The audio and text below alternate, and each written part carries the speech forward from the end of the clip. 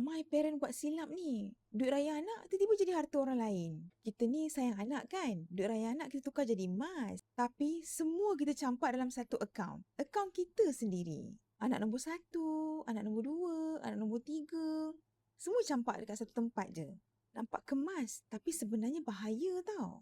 Bayangkan kalau sesuatu terjadi dekat parent. Waris lain pun tak tahu yang dalam tu ada duit anak-anak. Tiba-tiba simpanan anak masuk dalam faraid. Padahal tu duit diorang. Cara paling selamat, asingkan akaun. Parent punya akaun parent. Anak punya akaun anak sendirilah. Setiap anak satu akaun Gap Junior. Sebab setiap anak lain-lain amount duit raya diorang. Kalau baby, biasanya dapat lebih. Anak yang besar mungkin kurang sikit. Kalau campur semua, tak adil lah nanti. Bila anak dah umur 18 tahun, dia boleh urus sendiri akaun Gap dia. Parent pun boleh tunjuk, ini hasil duit raya you dah jadi emas tau. Nak mula pun senang je. Nak daftar akaun anak, percuma. Nak simpan emas, boleh simpan serendah RM100. Cukup gram dah boleh tukarkan kepada bentuk emas fizikal.